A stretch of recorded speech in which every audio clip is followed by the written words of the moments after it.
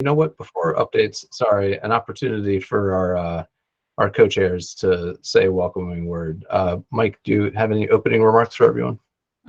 Nothing much. I think the issues we're talking about today are extremely important because we've got to benchmark where we are and what particular changes would bring us. So please, everybody, bear with us. Some of it's going to be pretty detailed. Great, thank you. And let's see, I don't know if Kim Coble's with us yet. Kim, are you here? And I'm not seeing you. She might miss this one. Okay. I see that we're also joined. Oh, look at that. Kim, what amazing timing. Kim, Mike just offered a few opening remarks. Would you like to say anything at the top of the meeting here? Other than what Mike said, just welcome everybody. Sorry, I was late. Yeah, no worries. I also see that we're joined by Deputy Secretary Suzanne Dorsey. Suzanne, anything that you wanted to mention at the top of the call? On behalf of Secretary McElwain, welcome, and we appreciate your work today. Great, thank you. So wanted to start with a few updates from MDE. MDE has been working hard to implement the Climate Solutions Now Act, which became state law about 9 months ago. Governor Moore joined us at the MDE headquarters on Monday to announce that Maryland will adopt the Advanced Clean Cars 2 rule this year to phase out the sale of gasoline-powered light-duty vehicles in Maryland by 2035. This is perhaps the most important regulation that states can adopt to reduce greenhouse gas emissions from the transportation sector. We're working hard to develop building energy performance standards to guide large buildings in the state to improve energy efficiency and improve and achieve net zero direct emissions by 2040. We intend to propose a BEPS regulation within the next few months. As you know, MDE is contracted with the University of Maryland for emissions and economic modeling for the development of the state's next GHG reduction plan. We're all happy to announce that we extended that contract to include an analysis of the state's spending on measures to reduce GHG emissions and co-pollutants, and the proportion of that spending that benefits disproportionately affected communities. We hope to be able to fold that analysis into the Climate Commission's final report this November. In a few months from now, MDE and MEA will collaboratively launch a Building Energy Transition Implementation Task Force to recommend new funding programs that will help homeowners and business owners reduce emissions from the building sector. We're still looking for people to join that task force, so please see the available seats and let us know if you're qualified and interested in any of them. And in a moment, someone on my team or I can share the membership list in the chat. MDE is leading the state's efforts to utilize funding from the Inflation Reduction Act for climate pollution reduction planning and implementation. The Baltimore, DC, and Philadelphia municipal statistical areas, which include counties in Maryland, will also receive funding through this program. We're happy to report that Maryland was the first state in the nation to submit our letter of intent to take advantage of these funds. And then finally, as we wrap up some updates from MDE, I wanted to ask Susan on my team. Susan, do you want to say something about the Climate Commission's efforts to do a climate teach-in later this month?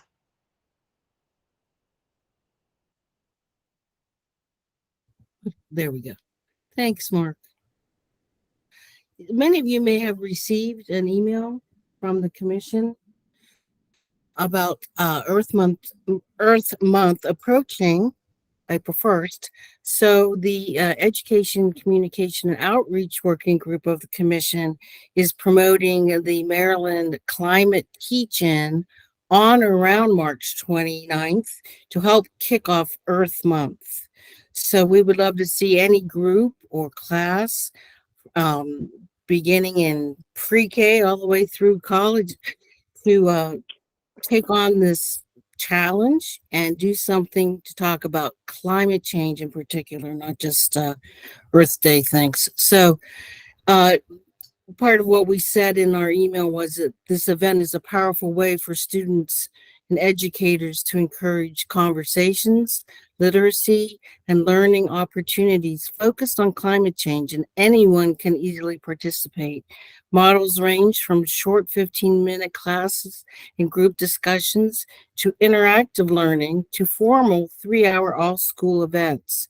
Resources are available for all levels of education, and we have built out our own page on our website, on the Commission website, to host all the resources that are there. It's an amazing amount of resources. So that's it, and thanks for the opportunity, Mark. Yeah, thanks, Susan. Before we turn to the first full agenda item for the day, are there any questions that any of the members have for regarding any of the updates that MD provided or about that teach-in? All right, well, without further ado, I'd like to welcome back Energetics and VEIC. Oh, before I welcome them back, Sandy. Yeah, go ahead, Sandy. Sorry, it took me a minute to find the button. Could you just quickly repeat what you said about the additional funding for University of Maryland and what they're going to be analyzing? I think I noted spending on GHG emissions reduction, but I want to make sure I capture it correctly. Yeah, this is one of the requirements in the Climate Solutions Now Act. It requires that MDE develop this analysis and that it be included annually in the Commission annual report beginning this November 2023. The analysis is to account for the state's spending on measures to reduce GHG emissions and co-pollutants, and to determine the proportion of that spending that benefits disproportionately affected communities.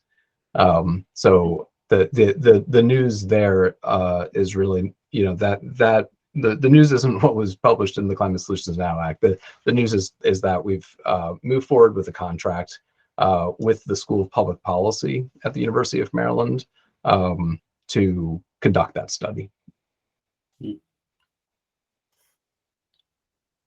Thanks. Sure thing. All right, so welcoming back to the MWG, the teams from Energetics and VEIC for a report out on their policy recommendations, or their findings and policy recommendations for accelerating light-duty ZEV adoption in Maryland. Again, happy to say that MDE has done its part to accelerate light-duty ZEV adoption by announcing that we will be adopting the Advanced Clean Cars 2 rule. But very importantly, some of the work that they've done in this study is really looking at beyond just, you know, sales requirements. What do we need to do in the form of incentives, focusing on charging infrastructure deployment, so on and so forth. So I'm really happy to have them back and that we were able to set aside significant time in today's agenda for this presentation and discussion. Before I turn it over to them, I just want to again acknowledge the generosity of the Nature Conservancy to have funded this study. So thank you, TNC. So Russ, do you want to kick it off? Sure.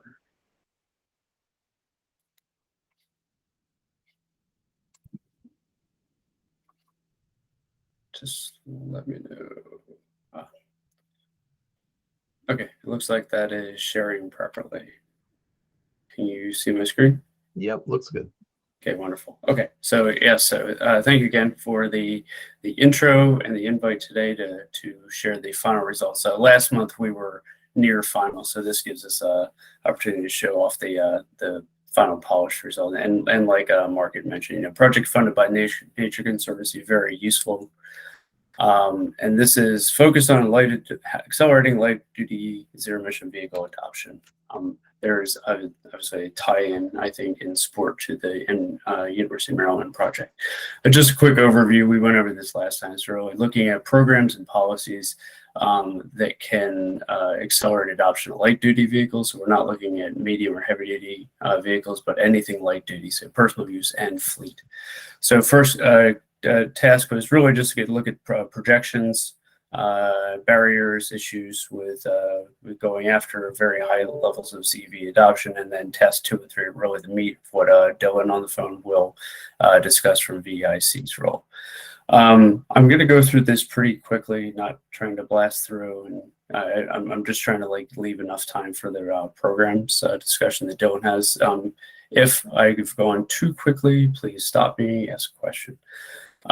So after a couple different options of figuring out how to best estimate energy and emissions from vehicles, we really took the 2030 greenhouse gas reduction plan as a model, updated that for newly available data, and this allows us to calculate everything from sales and stock and greenhouse gas and electricity usage, and also charging station requirements. So 7 different scenarios are evaluated. It looks a little complicated. So 1A, 2, and 3 were in the greenhouse gas reduction plan. So this is just to give a sort of comparison and make sure the results were comparable. The second 1A should be a 1B. It was essentially updated with now known data on vehicle sales.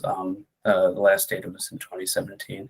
And then 4 and 5 were really the meat. We were modeling essentially Advanced Clean Cars 2, just 2 different versions of that. One was all battery vehicles, a battery electric, and the other was 20% plug-in hybrids. Really just see how big the differences were there. So like I mentioned, we updated the sales, ZEV sales, and sort of between 2017 and 2022, some crazy things happened, COVID and other things, where the adoption was a little bit lower. So we updated with now known data and smoothed to meet the trend starting in 25. So the results were realistic. The differences essentially are very low when you're looking at the overall numbers of vehicles that we're talking about in the long term with Clean Cars 2. So these don't really impact the overall results. The one thing that we did do is the greenhouse gas reduction plan was using a static value of car versus truck over the entire period through 2050. So we looked at that, and we also looked at what EIA uses for the annual energy outlook as far as the split between car and truck. And we used EIA's numbers for the rest of this just because it was more realistic. And a truck is anything that fits into that truck class. So it's really sort of bigger crossover utility vehicles, sport utility, and pickups. So our updated model uses EIA's numbers there. And car and truck split, truck took over in 2017 as far as like the annual sales. So the timing of the greenhouse gas reduction plan makes sense why it was using static numbers there. And so just to be clear, Russ, so that if you look at the LDA is light duty auto, LDT is light duty truck. So cars in blue, quote unquote truck in purple, just so that's clear. Yep, indeed. Yep. You know, and with most of the manufacturers getting out of, or the mass market cars, a lot of them getting out of selling cars, this makes sense for what we see on the roads. So just a quick showing of what the real impact of that was as far as just like the reference case. It's noticeable, but it doesn't make a huge difference compared to the clean cars scenarios that are above it. So really just looking at annual sales, which is really the meat of this. So on the top is just sheer numbers of sales and then percentage on the bottom. So with Clean Cars 2 phases in at 100% in 2035. So the green plot is the mitigation working group, which was the more aggressive version than the 2030 plan. So you see that, like mentioned earlier, really us adopting Clean Cars 2 is really the biggest single step that'll get us massive greenhouse gas reductions, because the mitigation working group scenario was already pretty aggressive, and this eclipses that. Just looking at the greenhouse gas emissions of these, this is just tailpipes, so essentially vehicle level. So reducing gasoline usage for moving to the plugins. On the left, it just shows the total amount of savings, but on the right-hand side, it really shows, you know, how Clean Cars 2 really does a big acceleration of greenhouse gas savings in these sort of earlier near or midterm years for really making a big and noticeable change. So we, yes, so we took all the vehicles, we're using the energy consumption. There's a really detailed tool that CARB has that breaks out energy usage by model, by car and truck and submodels, and then projects that out. So we were using their average efficiency for vehicles like kilowatt hours per mile. Use that to project what the total electricity requirement would be for charging these vehicles across the state. And then this all then tying in the generation and the usage to charge the vehicles with the avoided gasoline usage. This is the net greenhouse gas reduction, and the results kind of looked odd or weird for the savings over time, because there's not a huge difference between like what the avoided and this is. But really the plot on the left is using the 2030 plans projected electric generation emissions, and the massive changes on the power generation side is really what is key to making sure that the actual like full life cycle here emissions are met. So from that, with the vehicle population, then we were looking at how many charging stations would be needed. There are different models and methods that are used for estimating this. We looked at evaluating EVI Pro Lite, and we found that it's effective for very low penetrations of EVs, but when you get into higher, it just it has limits. We tried to sort of game the system, tricking it, but there was just too many errors. So it seems like just like sort of IEA evaluations is sort of worldwide, that this 10 to 15 vehicles to a charging port is a useful metric to use. So in the full report that you folks will have access to, we looked at what 10 and 15 would look like, just presenting 10 here, just as an example. So I mean, right now, I think the total ports is in the range of 4,000. So you see that by 2050, we're looking at 140,000 public ports. So this assumes that 69% of the population has access to home charging as their primary means of charging. So the charging here is for vehicles that do not have dedicated home charging. Both AC level 2, lower and slower on the left-hand side, and DC fast charge on the right-hand side. Fast charge is just 15% of what the total population of public chargers is. And just a summary, we had gone through this before, so I will go through this quickly. So really, all of that was looking at what the potential benefits are in charging station needs. The second part of this task was really look at the market to see if the industry is going to be able to support this. Is there going to be vehicle availability, the kinds and types and batteries and price and things like that. So overall, with many states in the US and worldwide going to a similar requirement, all the major manufacturers are developing ZEV plans, battery electric especially, and even some of the companies that were kind of lagging behind in the mass market, so Toyota and Honda, they have recently, within the past month or so, shifted their plans to really greatly accelerate EVs. So both mass market and premium brands have lots of EV models and across the whole lineup coming. On average, the 40 to 50% for mass market brands. This is, some didn't state for US, so some stated were just sort of globally.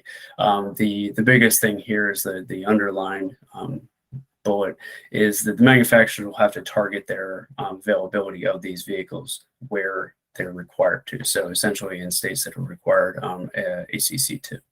So adopting that regulation is really key for us getting these vehicles shipped to Maryland. Battery price is always very high. There are a lot of different chemistries that are being evaluated and different approaches for vehicles. Ford announced earlier this week that they're going to be installing a less expensive battery in their standard range vehicles to bring the price down. It also gets around a lot of supply constraint issues. There's also some inherent charging and safety benefits in this too. But this is like using multiple chemistries as a way for them to manage the risk of supply chain until their long-term mines and deals are in place.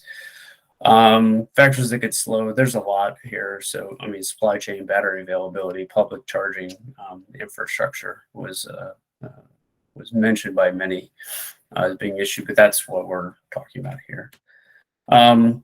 This is one of the big things. So really, purchase price of the vehicles is one of the biggest issues. And right now, these vehicles are very expensive. Projections for actual sticker price, purchase price, projections are shown on the right-hand side. The red lines are BEV 300, which is sort of like a sort of more normal kind of battery range. So in general, the projections are between, say, 2027, 2029, depending upon the vehicle range and type, of having price parity, or at least possible price parity. Whether the manufacturers shift these savings onto the consumers, we'll have to see how that works and how they price the vehicles with the tax credits being in play. But overall, the takeaway is very positive that the industry is moving towards that. It's really driven by battery prices coming down from all these various approaches that they're doing, changing battery chemistry, different completely new battery chemistries. This is from ICCT. CARB's review of this was a little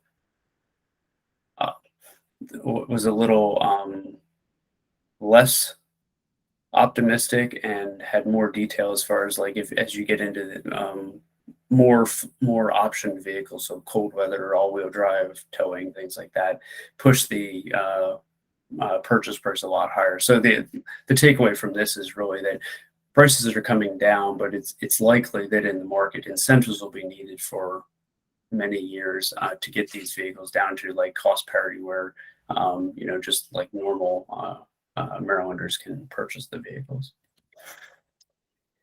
And then that was the end of my section. So that's a good segue. We can pause any time for questions, but that's a good segue to talking about vehicle purchase incentives. Russ, I think I kind of swapped these two slides. Can you go forward one? Yes. Come back. So good afternoon, everybody. I'm Dylan Voorhees with VEIC. And I want to spend some time talking about recommendations. There's two sections of recommendations here. These are the first 5. I'll come back to some recommendations related to charging stations further into the presentation. I'm going to spend some more time on some of these than others. And I want to start by talking about vehicle purchase incentives, following what Russ has flagged as important, and we and others would identify vehicle purchase incentives as the number 2 biggest strategy and policy that the state could adopt after advanced clean cars.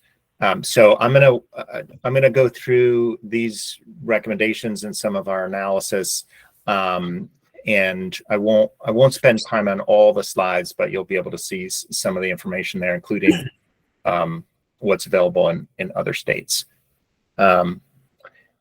Mark, I'm happy to stop. I see Sandy's got a hand up, so you can interrupt me or anyone can as we go through, or we can do. It's a bit of a. There's quite a few more slides. Yeah, so we don't need to go all the way to the. I know there's a lot of the content, so it could be useful unless we blow the budget on the time for this to have the members be able to ask questions throughout. So Sandy, go ahead. Yeah, I just kind of with an understanding of the 4 tasks that you had laid out. My understanding of task 1 is that you were trying to get an understanding of the current conditions, the drivers and barriers as well as develop projections. And then reading through the bigger, slide deck, it appeared as though there was stakeholder engagement. But I just want to make a comment that MDOT was not part of that stakeholder group, and neither was the ZVIC, which is the legislated group at the state level that has been charged with looking at policy and ways to improve adoption. So I just wanted to mention that had they been involved, they might have been able to point you to some additional resources in terms of what's going on at the national scale. And I also want to point you to the Department of Energy and the Alternative Fuels Data Center, which has state registration trends for all different types of vehicles beginning in 2016. So you can actually see the trends at each state level, including Maryland, in terms of the rate of growth of electric vehicle adoption. I just, as we look to these things, I just want to encourage that, I guess, more communication across to other entities when these types of things are occurring, besides just sharing fleet demographics. Not saying that your results are not great. I'm just saying that they could have had more information had we been part of the discussion at the beginning. Yeah, the stakeholder engagement, as we worked through what that would look like for the project, and it ended up being these interactions that we've had with this group. There were 3 different presentations sort of collect feedback, get questions and guidance, was the stakeholder feedback component of the project. It was not working. There was an effort to work with equity groups, but getting a lot of feedback and participation from them was really difficult, especially within the sort of timing of the project. So all the outreach that we did and engagement was things that I think most people on the call were part of, but definitely agree that a broader inclusion would be useful. Thank you. Yeah, thanks, Andy. And I mean, so specifically, just so folks are clear, I do think MDOT folks came to the stakeholder meetings that we held a couple of. I've been at multiple presentations that Energetics has presented, but we were not familiar with what data sources at the time you were isolating down to. And had I known, I would have encouraged you to look at these other areas. So, okay. Thank you. Mhm. So, want to talk a little bit about the current state sales tax exemption, which is a key part of the vehicle purchase incentive policy framework in the state, and some recommendations for that. So if you go back one, Russ, I think we shared this slide before, so I won't belabor it, but just to reorient folks to the existing sales tax exemption, has some really good features. And it also has some challenges to it, including the fact that used vehicles don't qualify and no pickup trucks qualify, which are starting to be available in the electric market. The other big challenge with this program is that it is so funding constrained that the incentive is only available for a very short period of time before funds are exhausted, and that results in a start-stop availability that has a very diminished impact on the market. And so we did some analysis of what a budget might look like under different scenarios to provide an annually sustained incentive. So something that was available as a general matter on a year-round basis to allow both those selling cars and those buying cars to make decisions based on that policy, which is meant to drive down that cost and influence planning decisions. So if you skip forward to now, Russ, I think, Yeah, so we looked at 4 scenarios. One's just the current budget, which is just constrained by budget. It's independent of sales. We looked at and these are numbered well. We looked at a sustained budget, which would provide sufficient funding to provide the sales tax exemption on an annual basis with a simple, using current program structure, with sort of a simple increase in electric vehicles based on what the increase has been over the last couple of years. Then we modeled one of the ACC2 cases. Specifically, it was the one that Russ mentioned, which would be a compliance through a mix of all electric and plug-in electric vehicles.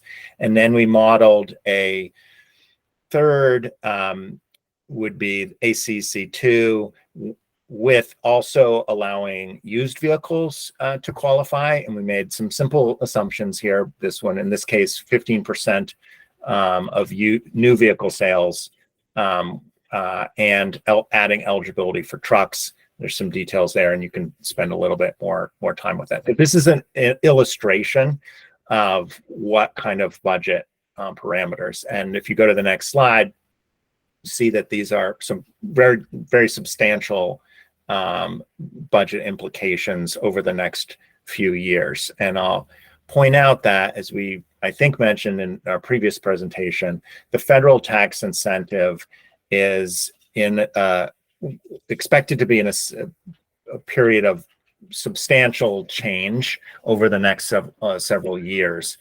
Currently, many electric vehicles do not qualify for the federal tax credit. We hope that will change. It's designed to influence manufacturer behavior, and there are some indications that it will. But currently, the lift of vehicle markets is falling more on the states in the next few years. Out in years past this, it's possible that those federal tax incentives will be available for most vehicles, and the state can begin to back off or sort of scale back its own incentives in favor of maybe continuing to emphasize equity incentives, which I'll talk about, and continuing to invest in charging stations, which is going to be the other sort of large investment. So if you go forward, Russ. So there's a couple of slides in here just looking outside of Maryland to some examples of what some other states are doing. This is an example of sort of adding incentives or eligibility for pickup trucks. But I don't want to spend a lot of time on those. So going to the next slide, thinking about equity is important and part of the task here. And as mentioned before, adding used vehicle eligibility is a really important part of ensuring that lower income households can participate in the vehicle technology transformation. It's not a complicated policy change, and it probably doesn't have big near-term fiscal impacts on the program, in particular, unfortunately, because the used vehicle market is still small for electric vehicles, and we hope that will change. We also recommend additional incentives on top of the sales tax exemption for low-income households. And many states have that, and it requires some additional features, including a mechanism to verify income, and there are different options for that, and ideally offering that incentive at the point of sale. If you go to I think the next slide, Russ has some illustrative numbers. So obviously a used vehicle is going to have a lower amount of sales tax, which means it has a lower incentive benefit. It's a lower incremental cost, but it's unlikely to alone motivate a lot of low-income households to participate in purchase of even used electric vehicles. And so an incentive in the range of $1,000 to $2,500 is going to be a closer match with that incremental upfront cost.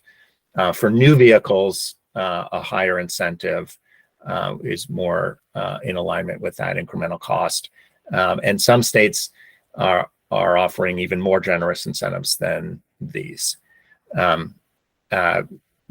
Looking ahead to some other comments in this presentation, charging availability is still going to be an important limit for many low-income households.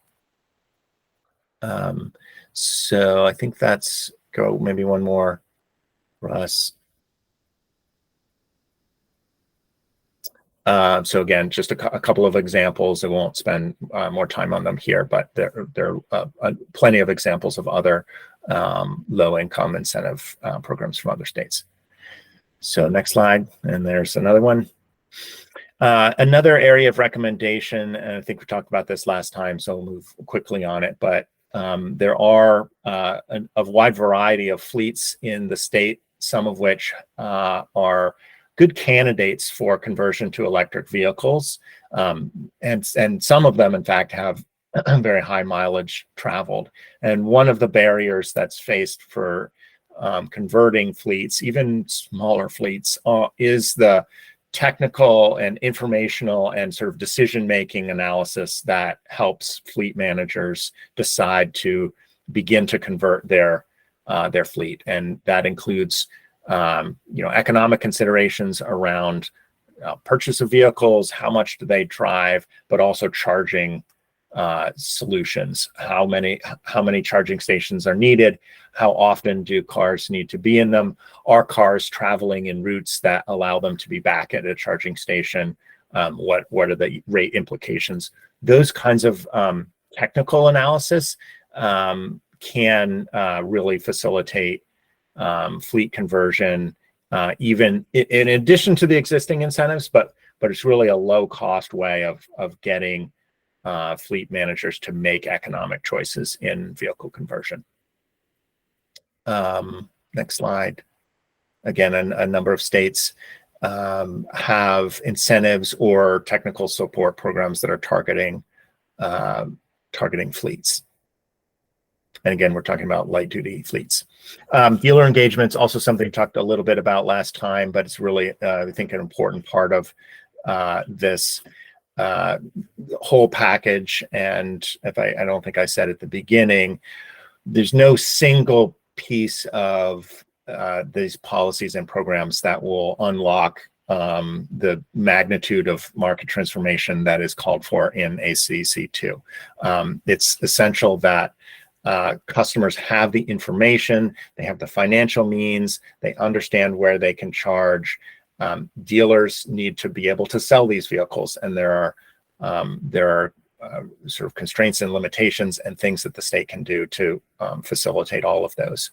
A couple of jurisdictions have very targeted dealer engagement programs that offer training support, marketing support, or targeted incentives to help motivate and educate dealers in sales of electric vehicles. You go forward one. Again, a couple of those states that have examples. People can interrupt me, but I've been going fast. I'll just sort of pause here. The last section is around charging. If there are questions on any of that, I'm happy to take a pause.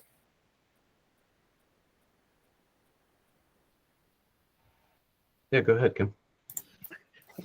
Thanks for a great presentation. And I appreciate your point that, there's no single action that's going to tilt this whole thing. It's going to take a combination of it. I'll also be honest that I was stunned by the price tag on this. So let's just play the game. We're not going to find that kind of money in that time period. So do y'all have advice on where and how to cut back expenses but still yield as many emission reductions as possible? Well, some of these, thank you. Some of these recommendations have much lower price tags than a vehicle incentive program that's designed to support tens of thousands and 100,000 vehicles a year. That is the piece here that has a big fiscal implication. Although, as I'll come to in a moment here, charging stations also has pretty significant fiscal implications. Things like dealer education programs have much lower costs, right? So orders of magnitude lower cost. Providing technical support to help fleet managers convert their vehicles, those are much lower costs, and they do play a significant role in market transformation. I think things like targeting incentives, it's not our sort of starting place of a recommendation, but there's an argument to be made that incentives should primarily target equity populations, and that households of more means will adopt electric vehicles as these regulations and other policies sort of take effect. But on the other hand, the emissions go down whatever the household's income is. And so if you have a household that has the means to make a purchase of an electric vehicle, it's in the state's greenhouse gas interest to have that happen. I think those numbers for 2026 are really big. Thankfully, we're not in 2026 yet, and I think there's a lot that needs to be monitored in the market, including what prices are for vehicles, how supply chains mature, whether these tax credits become more widely available sooner. Those are going to be important factors. Thanks, Dylan. Thanks, Kim. Mike? Yeah, this may somewhat follow up on that, and I was going to save it to the end, but let me try it now. One of the ways of looking at how much money we need is how much do we need to meet the goals in the Climate Solutions Now Act, right? And it's not a 60% for each sector of the economy, but let's assume we want to reach a 60% greenhouse gas reduction by 2031 for light duty vehicles. Let's just isolate that segment. And then let's start with the fact that we've adopted the Clean Cars Act, the California Cars 2, whatever you want to call it. So we've now got a mandate for new sales to reach that number. One way to approach the analysis is how many more electric cars do we need than what California Cars would mandate in order to meet that 60% reduction? And isolating that margin, how many additional electric cars do we need? How much incentives would we have to increase the number of electric vehicles on the road to meet that 60% criteria, right? And I know it's difficult because, of course, if you do incentives for purchase of cars, most of the incentives will be used by people who are already buying because of California Cars. But to get that additional acceleration, what would we need, right? And that's the difficult number, but frankly, I think at the end of the day, what we need to know, if we were going to reach 60% solely by California Cars, because we've mandated it, there's less need for an incentive. If it's going to take those huge numbers to get to the 60% number, then we need to know that. Does that make some sense? Yes. And I think you will. I think between the tools that Energetics has produced and the modeling that the University of Maryland is doing, I think you will have those answers about that increment. But I do think, and you sort of hinted at this, it's difficult to imagine how you incentivize that increment. People come in and they buy a car, and that car isn't in compliance or in excess of compliance, really, of those regulations. And so it's difficult to design an incentive program that would only pay for that extra amount. What I think an alternative way of thinking about this is really trying to turn the wheel of market acceleration and increase familiarity with vehicles and increase the just market activity and allow those other mechanisms to begin to take place with less friction, which is a nice way of saying, backlash and dealers and consumers and others who are upset about the direction that the state is going. And so you're really trying to smooth that transition and turn the crank to accelerate it. But hopefully it is not necessary to provide a dollar incentive for all of those vehicles, or as Kim just said, it starts to become breaking the bank. Just real quick follow-up, because I had wondered if there were things where we could sort of isolate types of vehicles or parts of the market that were not already receiving considerable incentives. I mean, we could, I don't know, incentivize vehicles that don't qualify for the federal incentive, or incentivize charging stations in places where people would otherwise not be buying the electric cars. Because it's that margin is the only way that I see to reduce the budget impacts of incentivizing the number of electric vehicles we need. Well, I see there's another hand, Mark, but on the charging stations, I think that is a very good segue, because that is there is no mandate there, and you can mandate a lot of vehicle purchases. If there are not charging solutions and perceptions of charging solutions, you're going to have, that's when folks go to Pennsylvania to buy a car, right? That they can't buy in Maryland. That's sort of a little extreme, but I think an investment in charging infrastructure is a critical area, and it's big, but it's not hundreds of millions big. Gotcha. So we're joined today. One of our guest speakers is Kathy Magruder, Executive Director of the Maryland Clean Energy Center, who's on the agenda later, but I wanted to pull her into the conversation because MCEC has been looking at this issue as well. Thank you, Mark, and thank you, Dylan. I appreciate the study. Just a couple questions. Is it possible that you could model how the incentives might be offered in income tiers for impact?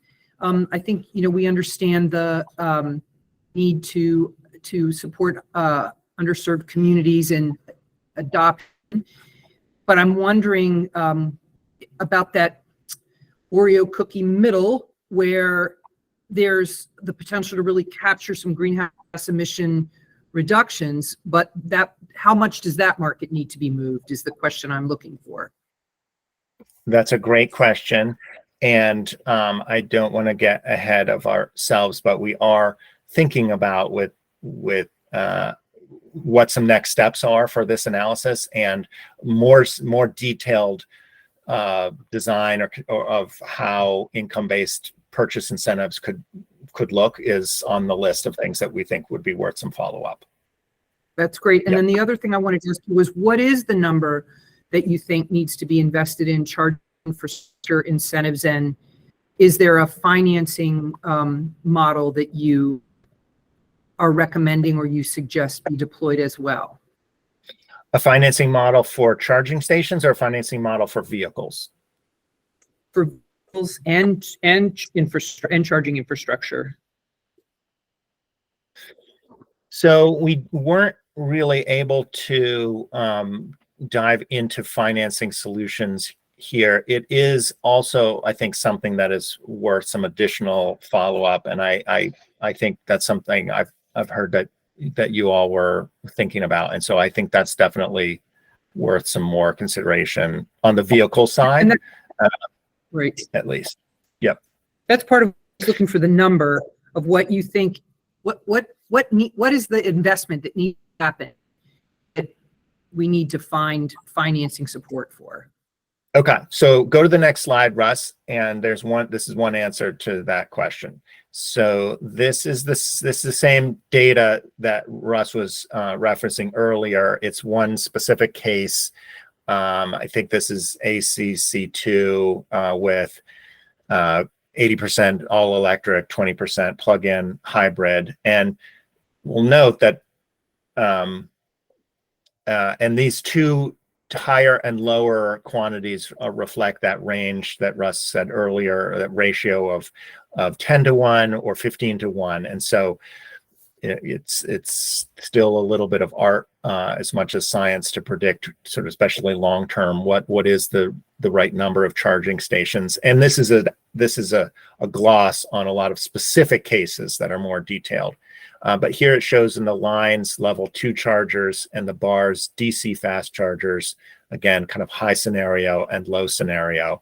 And then in the purple down for 2022 shows the current number of installations. So good news is, although those are very low, we are actually, Maryland is actually in the ballpark of sort of what would be called for under those ratios. Those numbers then start to go up.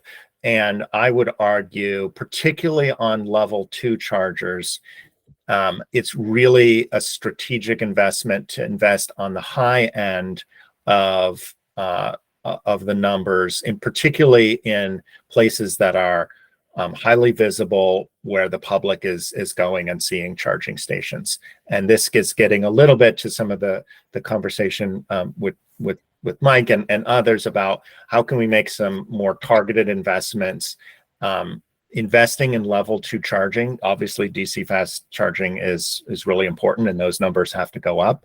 But investing in level 2 charging is a powerful way of building confidence in a market that ultimately you're going to be mandating to purchase those vehicles. So let me go a little bit more into some of those numbers. Russ, next slide. So I won't read all of these, and you have these, but this is sort of some of the numbers that are on that chart. The current numbers of charging, the number of charging out in 2031. So we're talking about, and 2025, I guess, are the bold numbers, and 2031. Those are some of the big numbers really later on. So this is the point I was just making about prioritizing high visibility locations and some of the complementary investments that draw people's attention to charging stations. The charging station that nobody knows about doesn't have that effect in the same way. So those are not necessarily costly investments that increase the market impact of having a level 2 charging station in the ground. Next slide. A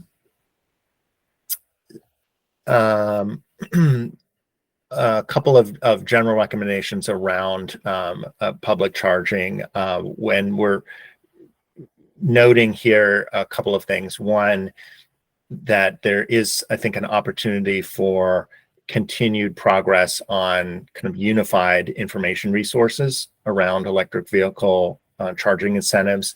The state does have a number of charging programs, and the utilities have their own programs, and those are likely to grow. At least some of the utilities are adding those, and so continuing to invest in that unified information and awareness about how the state is supporting electric vehicle charging infrastructure is again a worthwhile investment. The other comment here is that what we see in a number of incentive type programs is the more streamlined those incentives are, the more interest there's going to be, and the more participation. Doing competitive solicitations very much can work when you're putting in DC fast charging on travel corridors. You've got big amounts of money. The state's making a heavy investment, doing a competitive solicitation. You'll get the big players to make bids on those. But for other participants, especially going for a lower value level 2 incentive, having it be a rebate as opposed to an application can make a really big difference to level of interest. And it does take effort. Quite a bit of effort sometimes for people to put together a charging station proposal. not knowing whether they really have a prospect for getting that funding is a barrier. Next slide. So the other piece that we looked at are disadvantaged communities, and thinking about how the state might set some targets for investments in charging stations in disadvantaged communities. For this, we used the definition from the federal Justice 40 framework. And I didn't include, again, slides here about that, but that's well established. Right now, about 15% of Maryland lives in a census tract that meets the definition under Justice 40. We were interested to see not quite that, but not far off.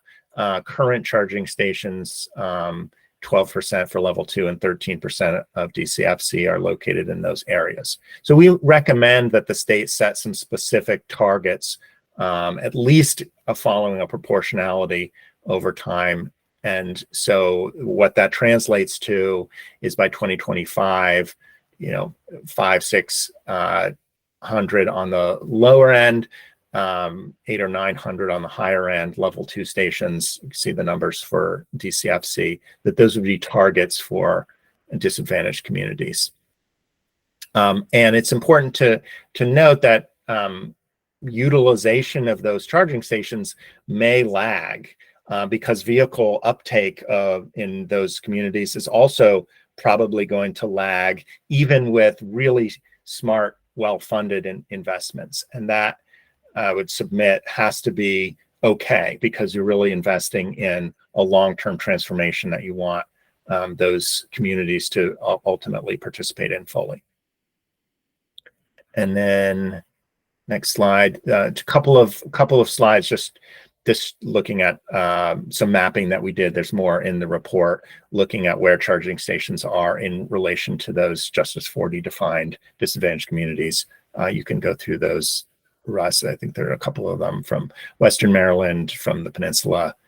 You can see there are some charging stations which are black in disadvantaged communities. That there's also a bunch here that don't show up as well, but many more that are not in those communities. Next slide. So I know we're getting up against time here, but the last two sections, one on multifamily, and I talked about this a little bit, I think, previously. It's really critical to put an emphasis on supporting charging in multifamily buildings. 45% of Marylanders are renters. That's not the same thing as living in a multifamily building, but it's correlated, and certainly there's a large number of people living in multifamily buildings, which are more difficult to find charging stations, including because they may be renter occupied, but even those that are not renter occupied, condo associations and others.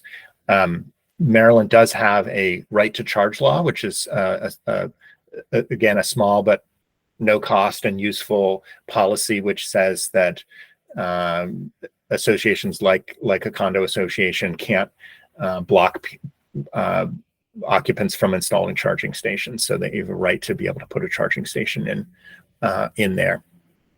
But there are many barriers for multifamily homes and in getting charging. Some of them are listed here. And so a recommendation is for EV charging station programs to really prioritize multifamily housing for outreach and financial incentives. So next slide. Dylan, yeah, I know that you've got a couple more recommendations, I guess, because people have access to the slides, and we've only got maybe 3 minutes left for the time that we've slotted for this. I wonder if we can kind of pause on the additional recommendations and see if there's any specific questions or feedback that the MWG members have on this, and acknowledging this is a big topic, a big priority as we think about GHG reduction planning for the state. This is not the be all end all for today, is not the end of this conversation. Yeah, absolutely. And I think we got through a lot and most of it, really. So very happy to take a pause and spend your last few minutes with questions if there are some. Great. So questions, comments from our MWG members?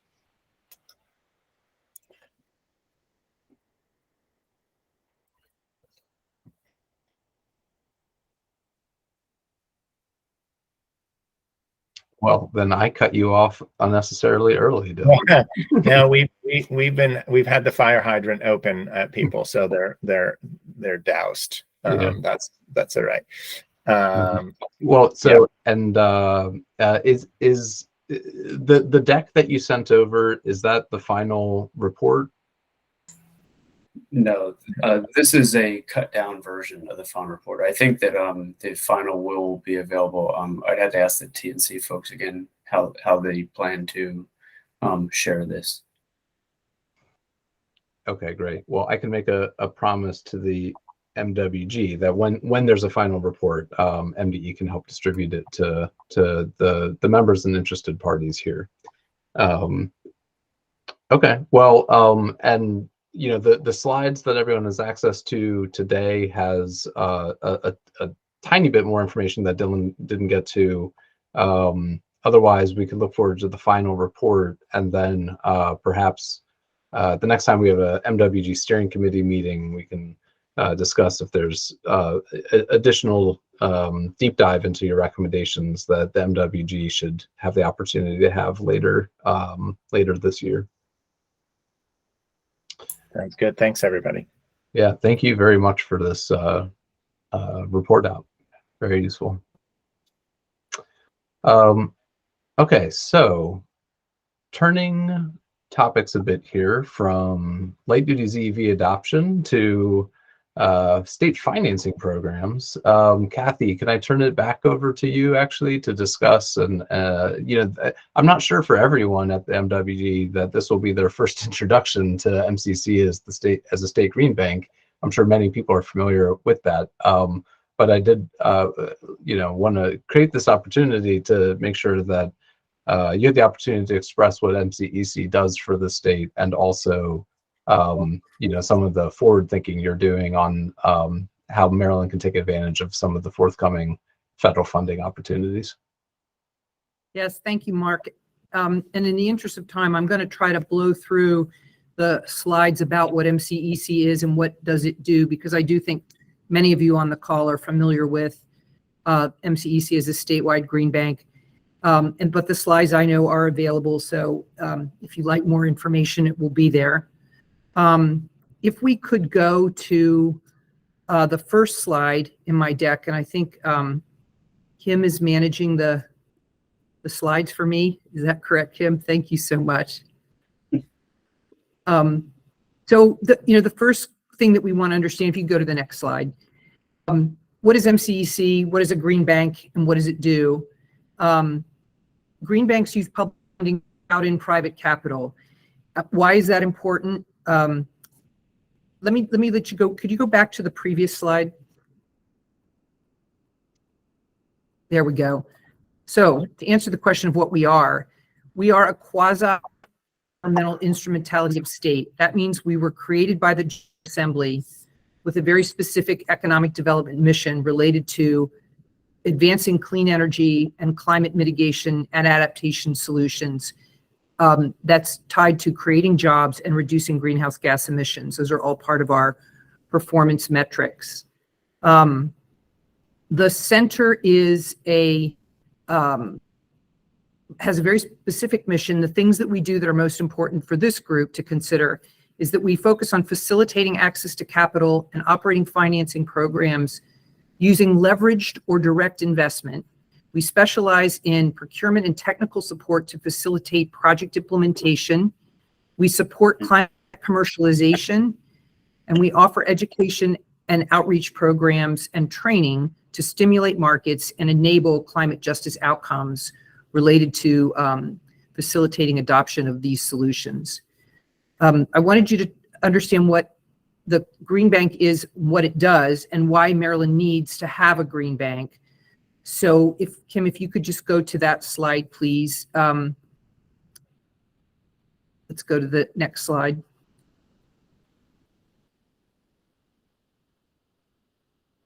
There we go. So the key point I want to leave you with today is that public funding alone will not be enough to achieve the goals of the state climate action plan. I think we saw that in Dylan's report. We all are aware that there's just not enough public money to throw at the challenge. It's absolutely necessary that we leverage and layer private capital investment with public funding to expedite the impacts that we're looking to achieve in the time that we need to achieve them. MCEC will act as a coordinating hub for clean energy and climate change mitigation project development and financing. And the way that we do that is by providing that technical assistance, providing that access to capital. We are a neutral third-party convener. We are a not profit motivated government entity. And our key effort here is to match the resources to the vision and the needs.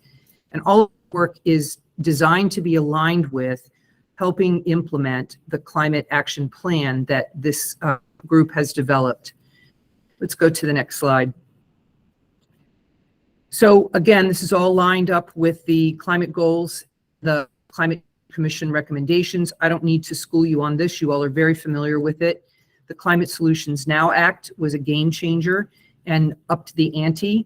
One of the benefits that came out of that for the Clean Energy Center was we were finally, after many years, given access to $15 million over a period of time to stand up and implement a climate catalytic capital, or C3 fund, which is what we're working on now.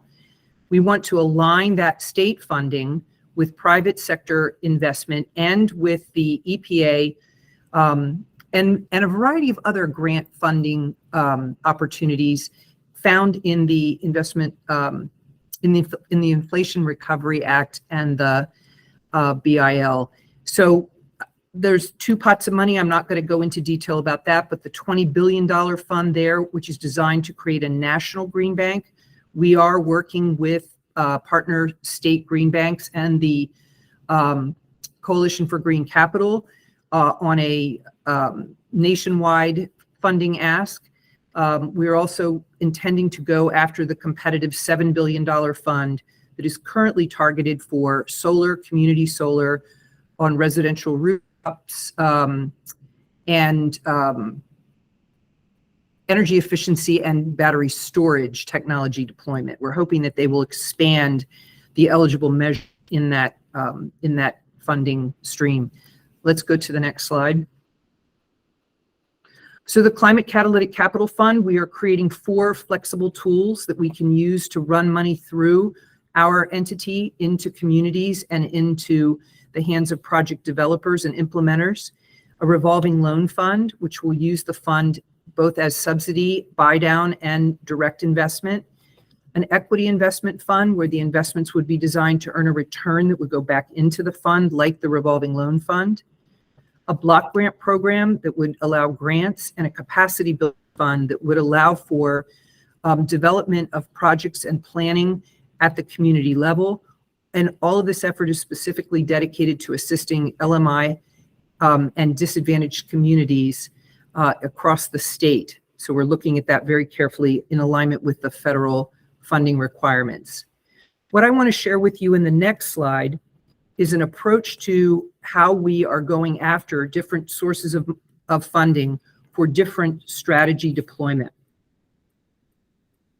Across the top of the slide, you'll see a set of strategies that are directly aligned with measurable greenhouse gas reduction targets. In the energy box, we're looking at renewable energy generation, transmission, and distribution, cost reduction, and resilience.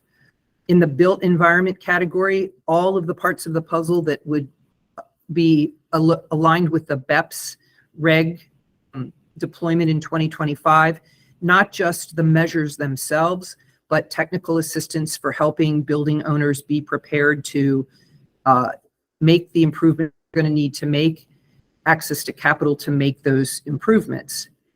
The transportation bucket, as we've been talking about, how do we bring access to capital and resources to help speed that deployment?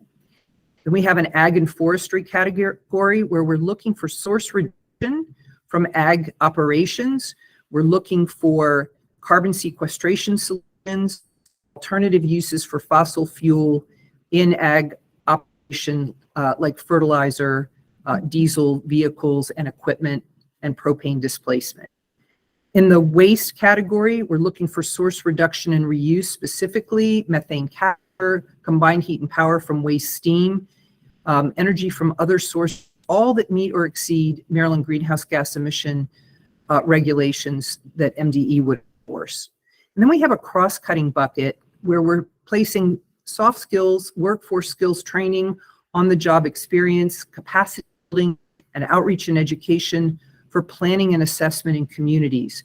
We were surprised to find we began our outreach efforts, just how many communities and even some of the more sophisticated ones in the state really aren't ready for project deployment and financing. They're still at the planning stage of implementation of solutions. If you look down the left side of the graph, you see that we've identified specific audiences where we would target investment to deploy solutions for those audiences.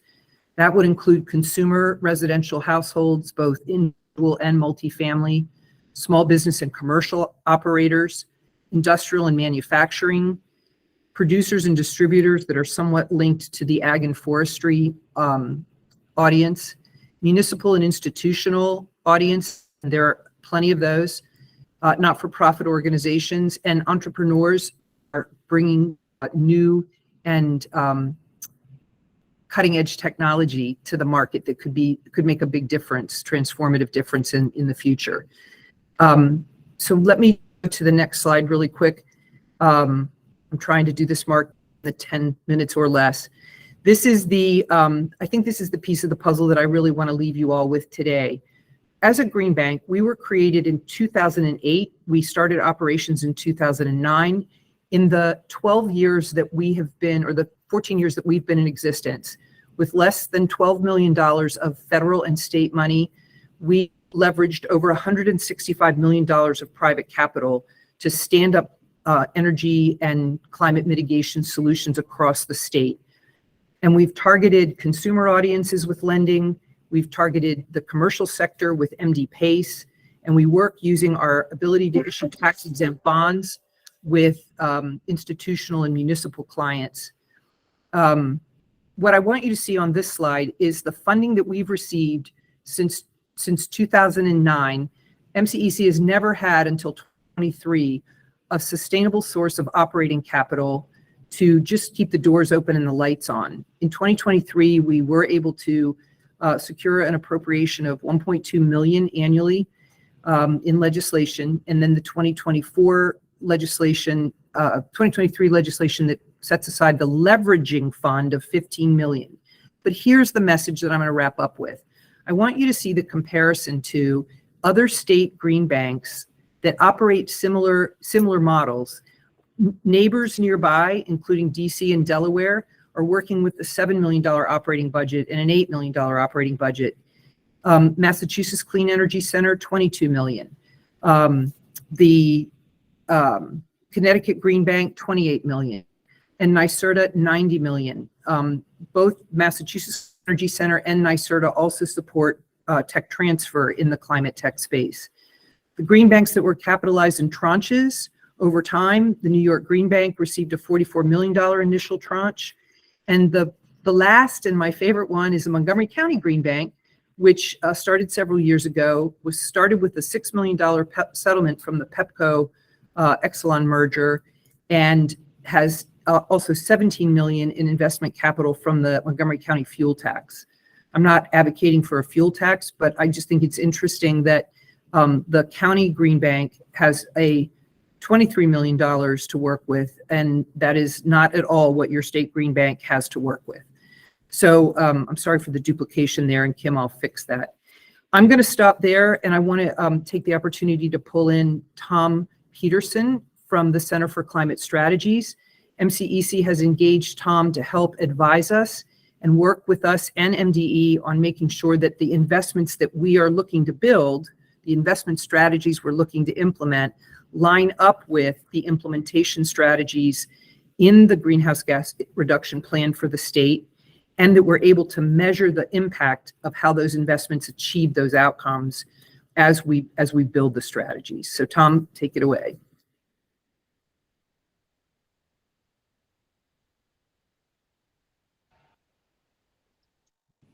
Tom, looks like you're talking, but maybe You're on muted. mute. Kim, I just want to know if Kim was also going to be putting my slides up.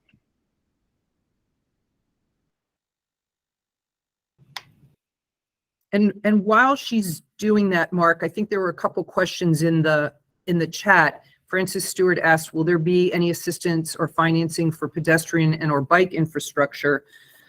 I think that we were looking at electric bikes as a possible solution. I'd have to get more information from you about specifically what you're thinking. The goal of MCEC is to identify the need and match the resource to the need. So if there's a funding opportunity that someone is interested in pursuing and using the vehicle of the Green Bank to get to it, then we want to talk to you about what you're thinking. Well, thanks, Kathy and Mark, and Kim and Mike for the invitation. And Kim, if you could go to the next slide. I'll try to keep this quick. For those of you who aren't familiar with the Center for Climate Strategies, we'll be 20 years old next year. We've done quite a bit of this work worldwide and in the United States, including Maryland, where we've engaged in, I think, 15 projects all the way since 2008. We're a neutral nonprofit organization. We're based in Washington, D.C., but our partners are in different places in this country, and we partner with folks in other countries as well. Go ahead. What I really want to focus on today is the planning and assessment and implementation dimensions of closing the emissions gap in Maryland. So conceptually, what we look at is like an alligator's jaw, where the upper jaw is the projection forward of greenhouse gas emissions in what we will refer to as business as usual, that is without secure additional commitments for implementation. And then goals that are the lower jaw. And the job that this alligator has is to close its jaws, specifically through different mitigation response actions. And I'm going to show you what's been done and what we are doing, not only close that gap, but also to show how that can translate into the mobilization of investment through the Maryland Clean Energy Center and those kinds of financial mechanisms. Go ahead. So this is a graph that was originated from work that was independently donated to MDE, I think starting in 2017, and it was updated through, I think, 2021. I think the Nature Conservancy may have been the donor on this, but it's pretty straight up, where the purple line is a business as usual projection of greenhouse gas emissions, and then we have two target lines beneath that. Just note here that these projections go all the way to 2050. The modeling work that we are doing is going to go not only through 2031 to address the 60 by 31 attainment period, but every 5-year slot from there forward, all the way out to 2045 net zero attainment. But you can see we have a very, very big gap that has to be closed. Go ahead. And just to shine a light on how that breaks out, the red zone in the middle of this is the share of the transportation sector, which is about, well, it's the dominant share, although it's essentially matched by the combination of energy and buildings as well. But definitely transportation is the big kid on the block. I think the takeaway here is you'll see, based on that past work, that emissions go down through the early 2030s, but then they go back up again. So it really does broaden this gap in the out years. Go ahead. Look a little bit more closely at transportation. The last update for that work showed that of the transportation actions that are required to close that gap, and that was just for the Greenhouse Gas Reduction Act, about $14 billion in spending had been identified. Next slide. The bad news is that there's another 57 to 63 billion that has not, or at that time had not been identified. So realistically, we see an enormous gap that in this case is driven by a funding shortfall. And this gets back to Kathy's message that it's absolutely essential to get money behind these policies to assure their implementation.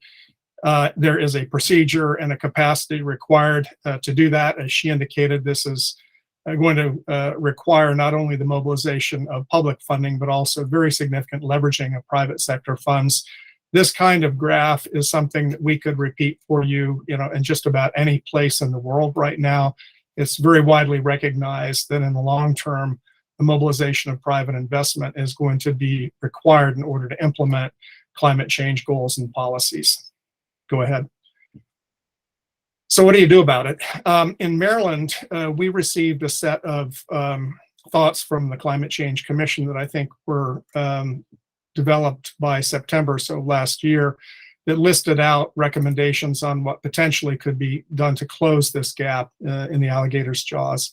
This list is still being refined, but it includes a range of specific measures in all sectors that have the potential for reducing greenhouse gas emissions. So what we're doing is taking a very close look at these or actions like these to see their potential for closing those emission gaps, and then simultaneously addressing goals for social equity and then economic advancement at the same time. Go ahead. So this would be consistent with the general practice and the best practice for climate action planning for climate change mitigation that has been conducted widely by US states. It's also now mainstreamed as a part of the Paris Agreement with nationally determined contributions for national achievement of emissions reductions goals. And it's closing this gap through very specific line item policy measures in every single sector, with the requisite measurements behind them that demonstrate cause and effect between the expenditure of funds and then the achievement of benefits that include greenhouse gas emissions, but also economic savings and benefits and equity benefits. But this is pretty hardcore line item economic and financial analysis that we're modeling, and I'll explain how that's done in just a moment, but it will cover all of the different sectors comprehensively and a comprehensive set of measures within them, so that we'll have a measurement system in place to determine what could be accomplished above and beyond things that are already in place at a realistic level. Go ahead. So key steps here is to get the modeling set up, then to generate what we call baseline scenarios, and then actually look at these very specific measures and the contributions they can make individually and collectively at closing this gap. Go ahead. We're going to be using and are using two models. One is the LEAP model, the Low Emissions Analysis Platform. David Von Hippel, who's on the session with us today, will be leading that work along with Holly Lindquist of our group. David has been working with the development and implementation of LEAP now for many years. But this is a very, very widely used model, over 46,000 users worldwide in 190 countries. It's used in the United States and elsewhere at different scales, national and subnational. It's a very flexible model. It's also extremely transparent and flexible. You can look in the box and see the calculations, and then you can collaborate on updates around this. This is also a tool that is designed for training and installation. So when we use this tool in other countries, the typical format is to help install it for their use. And that's an opportunity that exists here in Maryland as well. Go ahead. We're going to be augmenting this with something called the CCS Greenhouse Strategy tool. This is actually a snapshot of the YouTube video that Holly has done on this tool. And this is similar in that it's a very highly specific approach to looking individually at different measures within sectors and then collectively at them, and then mapping that out to the changes in baselines that occur over time. And we're bringing these tools together to cover the bases for all of the different types of measures. This is also something that we use for teaching and training and installation. So this is available for capacity building as well. Go ahead. Some of the key metrics that are going to come out of this involve what we call social impacts and then financial impacts. So it will certainly be looking at greenhouse gas emissions reductions and then the changes in flow through in the sectors that result to achieve them, and looking very broadly from the perspective of government and society at what the costs and the benefit stacks look like for that. And that will be done at a very, very specific component level. We'll also be looking at the financial version of that as well, which is to pin down the production and operation cost for implementation. And this really does create a platform then to support the kind of work that the Maryland Clean Energy Center will do to translate all this into investment needs and blended finance opportunities for mobilizing investment. So this is all structured to be able to produce a very high level of financial detail, as well as addressing the larger scale social and economic issues. Go ahead.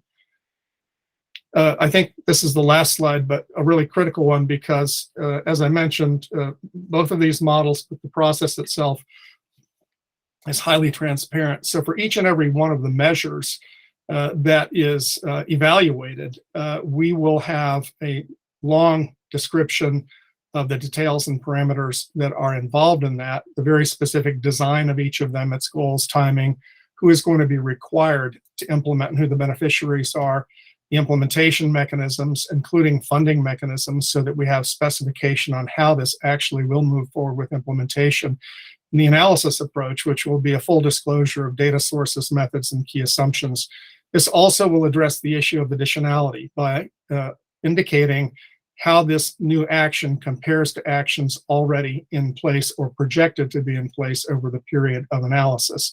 This is very critical because all of the analysis that's conducted is incremental to baseline. This is beyond baseline analysis, so we'll be pinning that down as we produce the estimates. Then those estimates will include a number of metrics that I just mentioned and will be designed to address not only cost, but feasibility issues. This will be, again, very open so that it's available for review and updating. The system that we use is something that can be used for iteration. If the first results aren't satisfactory in terms of performance, you can take it back to the drawing board, update it with alternative design scenarios, and take it from there. So we're looking forward to circling back with you at some point in the not too distant future to be able to show you what the update in the overall set of baselines by sector for Maryland look like, but also then looking very specifically within each of the sectors at the measures and how far they take you to reaching these goals and what sort of additional next steps will be involved. Be happy to answer any questions if you have any at this time. Thanks.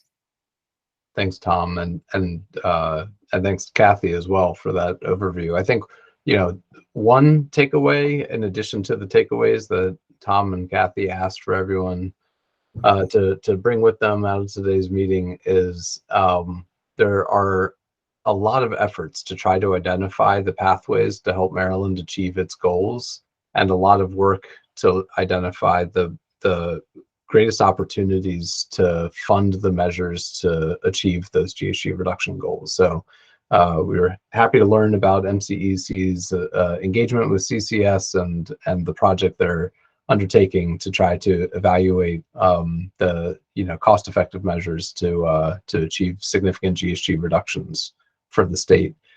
There's a question in the chat: how does this relate to the work that the University of Maryland is doing for MDE? These are sort of similar projects in grand scale in terms of looking at different pathways that Maryland has to achieve its goals, with I think slightly different motivations in terms of the work that MCEC is doing is really targeted on trying to identify the areas for priority funding. And of course, the costs and identifying priority funding is, I think, certainly in scope for the work that MDE and the Center for Global Sustainability at UMD are doing as well. But just in case there's confusion at this point, we're working, of course, as we shared previously, with the University of Maryland for MDE's work at looking at pathways for economy-wide GHG reduction. That said, and we're just a few minutes over time, but thanks again for Tom and Kathy to join us today with their presentations. Wanted to turn it to let's see, Dr. Kennedy, if you're with us, to give a quick update from the UMD team on their efforts to work toward policy scenario design for our economy-wide model. Hi, Kathleen. Hi. I don't know if Kim is supposed to be the one sharing slides or I can share them myself. Just let me know what's best. Whatever you prefer. If you're comfortable pulling up, then never mind. There, Kim. Thank you, Kim. It's fast on the keyboard. Okay, if you go on to the agenda slide. So today I want to give kind of an update from the previous meeting where we introduced this modeling effort. And again, as a reminder, everything I'm talking about here is for the June report that CGS is leading. So first, we're going to do a brief overview of the two primary modeled scenarios that we're looking at. First is current policies, which is everything that's on the books. And then our CSNA scenario, which is meeting the Climate Solutions Now Act goals for the state. And then we'll end with a look at our methodology for doing the impact assessment on both health and economic indicators. So for current policies, we're modeling both Maryland state policies and federal policies.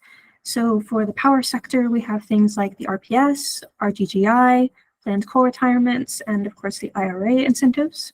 For transport, we have the ACC2, IRA, IIJA, CAFE standards, and VMT reduction policies. For buildings and industry, we're looking at energy efficiency standards, the Empower program, building energy performance standards, and again, IRA. For non-CO2s, we have both the Federal AIM Act and the Maryland State HFC regulations, as well as the methane regulations. And sort of other extraneous things, we're looking at COVID impacts, a GHG constraint on the rest of the world, and a technology cost update within the model. And preliminary results do show that we're achieving greater reductions than the GGRA plan showed for the reference case. But I will note this is still preliminary, and we're continuing to refine that and working very closely with MDE as we do to make sure that we're having the correct assumptions about exactly how all of these policies will be implemented and what the state will be doing within the context of these things. Next. So I wanted to take a moment to dive a little bit deeper into how we represent the IRA within the model.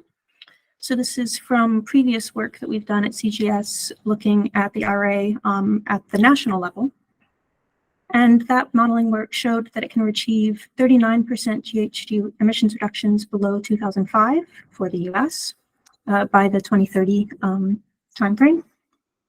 And this is in line with modeling from other major groups like Energy Innovation, Rhodium, and Princeton's REPEAT project, which all showed between 39 and 42% emissions reductions. So there's a comparison chart over here on the side, specifically for our IRA scenario from CGS and the Rhodium Group scenario. Both the IRA, in both charts, the IRA is represented with sort of reddish-orange color, showing the range of reductions that it could reach. And so, of course, there are some differences in how we assume the IRA could be implemented and the impact that has on emissions.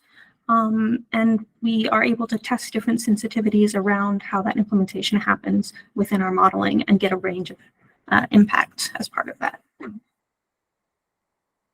Next slide. So next, looking at our CSNA scenario. So this is sort of a multi-step process where first we're doing an exploratory scenario where we have all of those current policies that I just mentioned, but we also implement an emissions constraint within the model to kind of help us see which sectors have room for further reductions. And then we'll build a core scenario from that targets those sectors and has a sort of best practices list of policies. And we can draw on our previous work from America's All-In and the modeling that I just showed where relevant. Then we can generate alternative pathways with different sectoral or technological variation where possible. So if specific different sectors have a lot of room for additional reductions, we can target one versus the other and see how those compare. And finally, we can do sensitivity analysis on all of this around potential variations like the IRA, the Maryland adoption rate for different incentives, demand side sensitivities around things like vehicle miles traveled, and variations on different state level policies. So now looking at the impact assessment side, for health impacts, we're using the Co-Benefits Risk Assessment Health Impact Screening and Mapping Tool, more commonly known as COBRA.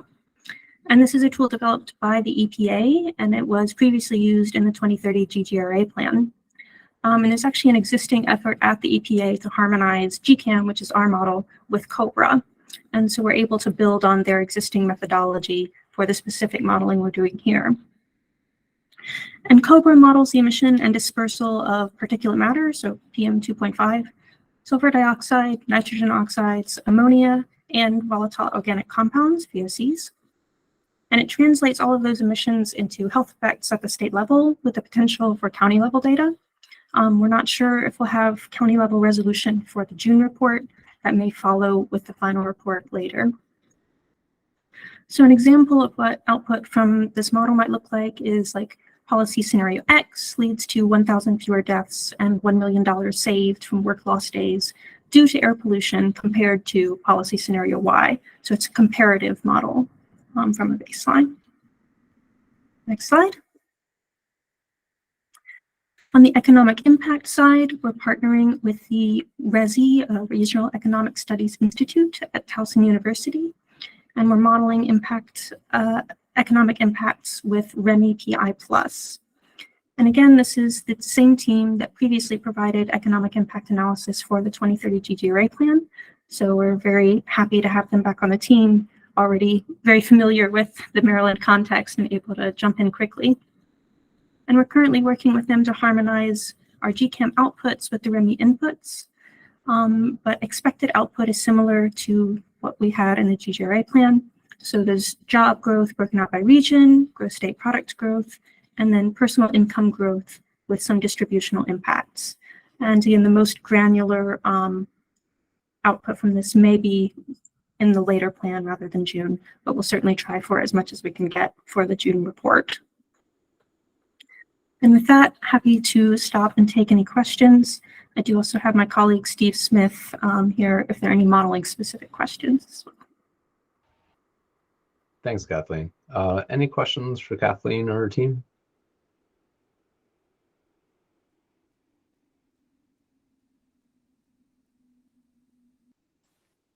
Yeah, Garrett, go ahead. Thanks, Mark. I guess this is really more of a comment for both Kathleen and for the previous speakers, for Tom, that within the future programming work group of the Empower Maryland proceeding that the Public Service Commission's been running, there's been a lot of analytical study over the last few months trying to understand the energy efficiency and electrification potential across Maryland's building stock as we try to understand, how big could we go with the statewide energy efficiency programs, including could we expand into also encouraging electrification across the building stock? How far could that get us toward our climate goals, and what would that look like? And they've been looking at some technical data. So a firm called named AEG was hired to perform some initial analysis. Some additional subsequent analysis has been done by other parties that's really usefully layered into that. But it would be really useful. So I just want to make sure you all are aware of it. I don't know how much of the kind of the detail behind AEG's modeling we could get our hands on, and and vice versa. But I think a lot of useful ground has been covered there, and it would be fantastic if the analysis that you all end up doing here, as we're trying to understand is for the building sector specifically, how far could we go? What could it cost? What's feasible, et cetera. It'd be very useful to me as a participant of that other process to have some additional output here that might help us be more confident in comparing, is the modeling that was kind of done largely in a black box over here, did it come up with reasonable findings, I suppose, for what's potential in Maryland? And I think vice versa, there's probably a lot of really useful material from what they've been doing that might help us ideally get even further, so that we can go from the 30,000 foot modeling and really ideally there's bandwidth within these kinds of modeling exercises to really be thoughtful about the practical realities of how hard it is to implement some of these things and what all will really be necessary to be able to kind of get to some of the performance outcomes that we think we could get to. So just an offer that if you're not connected into that work that AEG's been doing, or if other folks on the call end up also doing other kinds of modeling like this, I think there's a bunch of us that are kind of crossing over these various studies and would love to help connect folks in. Thanks. Yeah, absolutely. So Mark has shared the AEG report with us, and we are looking at that as part of our efforts.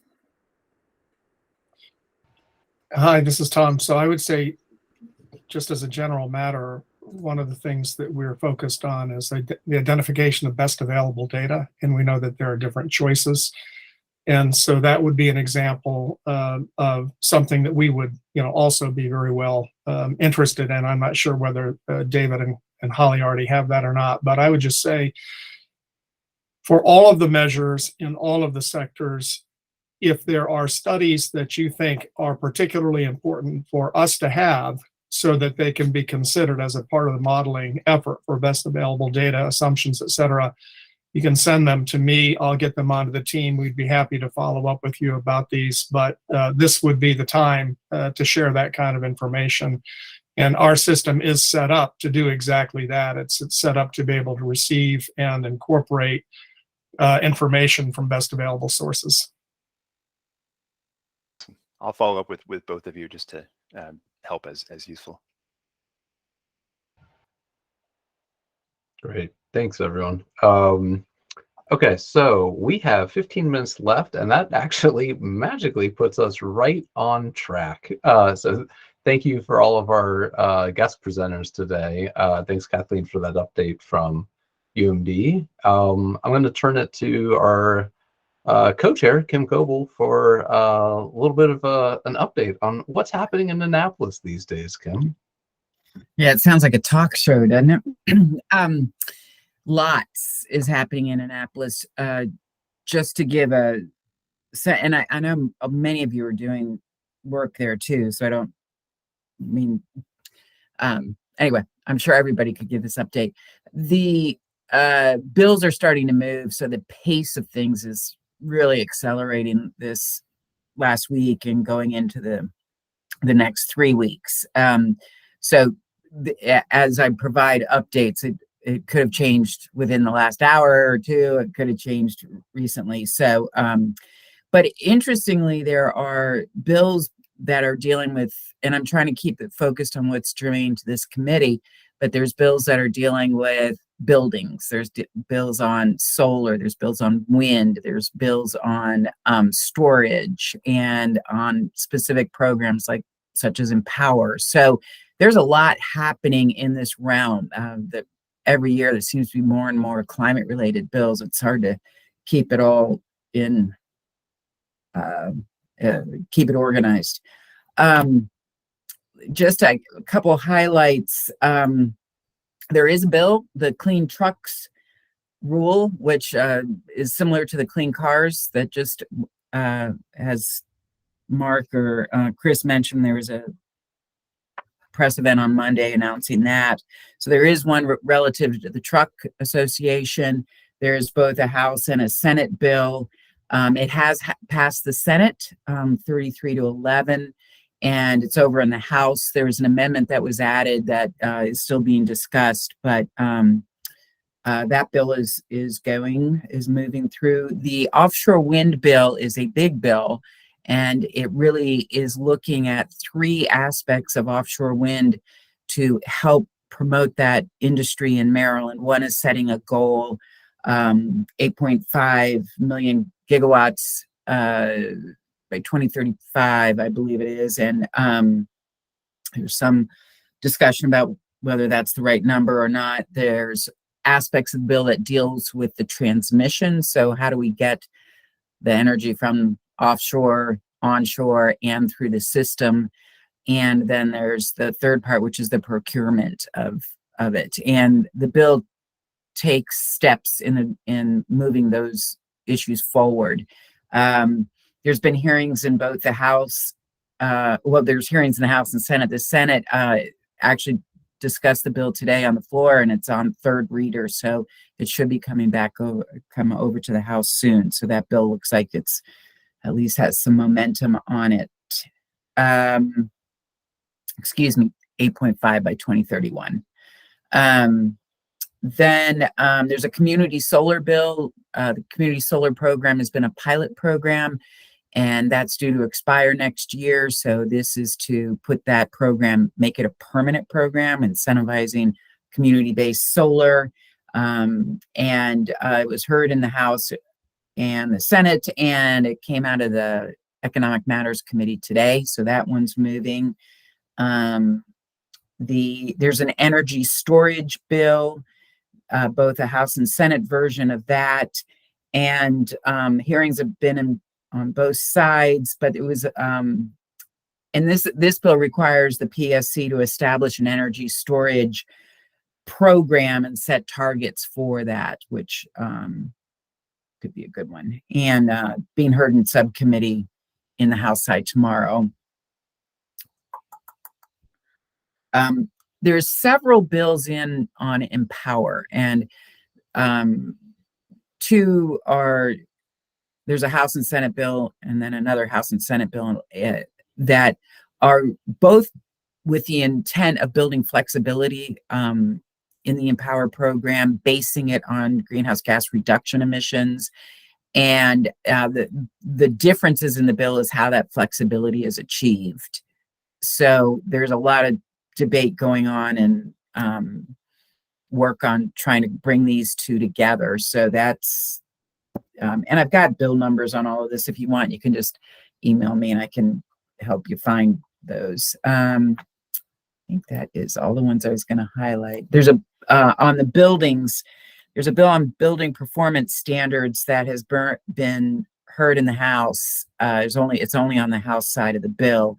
And this one requires Department of Labor to adopt, as part of its building performance standards, a requirement that new buildings meet all energy demands without using fossil fuels, and that all electric ready standards for new buildings are put in place. So, if you ever feel like you're not making a difference, just look at the actions in the General Assembly, because a lot of the recommendations we put forward are being acted on. I think that'll do it, Mark. Thanks, Kim. And what Kim didn't mention is that you shouldn't email her for all of those bill numbers, because she has a website for that. So and other organizations as well, doing some great work tracking all these movements in Annapolis. Thanks for that update, Kim. Yeah, the building performance standards, not to be confused with the building energy performance standards, two different programs with similar names in the state. All right, well, we are in the last 10 minutes, and as usual, we dedicate this time for public comments. So if there's anyone on the line, be it an MWG member or a member of the public who'd like to offer any comments here at the end to contribute to today's discussions, the floor is open.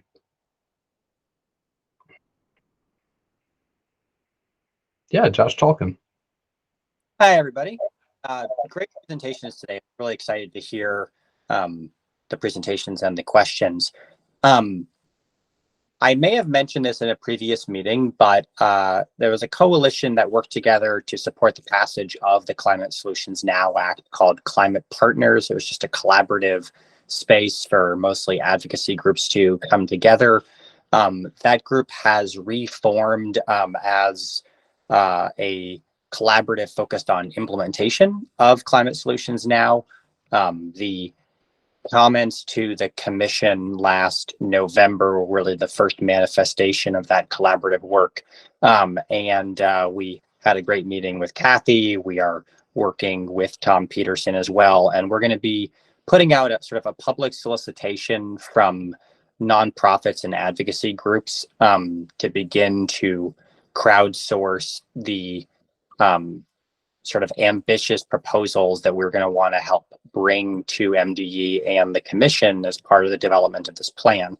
So in the spirit of Garrett's comments, I wanted to give folks the heads up on that. If you're interested in either, we're not trying to step on MDE or the commission's feet, but we're going to be working really hard to make sure that advocacy and climate advocacy groups sort of pool our ideas for the most efficient transmission to the commission, so that we can spend more time debating the ideas than trying to sort through 60 or 70 different advocacy suggestions. So if anybody is interested in learning more about that work, let me know. We're starting with a survey that will probably be circulating in the next couple of weeks, just asking people to submit and share ideas, and we'll be doing a little bit of additional outreach, and I'm very excited to be able to ultimately share, both the product of that work and some of our learnings back with the commission and with the department. If I could just comment, Josh, if you could consider making, when you have that, making a presentation to the mitigation working group, since obviously we'll be working in parallel with you. Yes, and my goal is to be working both in parallel and to have the least duplication. So, you know, as soon as we know our timeline, we'll be very careful with our communication. We don't want to misrepresent that commenting to us is commenting to the commission, and just making sure that all of that communication out there is clear. Thus far, it's been really effective, because a lot of these groups sort of need extra lead time or need some additional orienting that we're able to provide. Yeah, that's fine. I'm just looking for opportunities for us to incorporate any good ideas that you have into what we come out with as a product. Yes, let me just say I'm 100% certain, Mike, that when we have some recommendations, you will definitely hear about them, and we'll ask for some time with the commission. Thank you. Sounds good. That's never been one of our shortcomings. Thanks, Josh. Yeah, and you know, building on those comments, you know, what we're really trying to do, I think, through this year's MWG meetings is to create some space to dive into some of these, you know, policies that we're chewing on at MDE and continue to chew on at the commission, about the new policies that are needed for achieving Maryland's goals. We are, as I think CCS hinted at today, and CGS hinted at perhaps last month, building start as a starting place, looking at a lot of the Climate Commission's recommendations over the last few years. The Climate Commission has, of course, made a number of excellent recommendations, you know, for accelerating Maryland's GHG reduction. So that's part of our starting place. But we are receiving additional ideas from stakeholders around the state. We welcome anyone to reach out to MDE at any time to share ideas. We do hope to be able to present in the June Pathways report some conceptual policies that we think would be important for helping Maryland achieve its GHG reduction goals, and then spending much of the rest of summer doing stakeholder engagement sessions, listening sessions to get input on those conceptual policies. So lots of work together ahead. Any other comments from members of the public or MWG members as we head toward 3 o'clock here?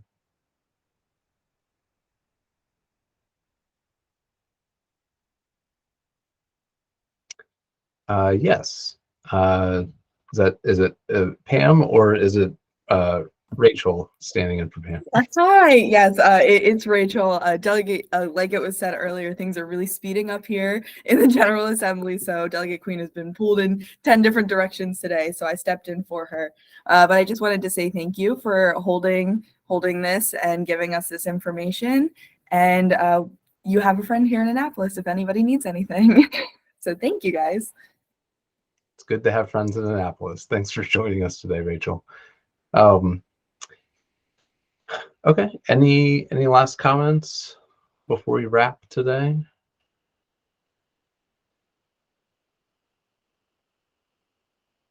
All right, well then, it was another fun one, folks. To wrap, enjoy the end of session, enjoy the start of spring. We will be back together in April. Thanks. Thanks, guys. Thanks.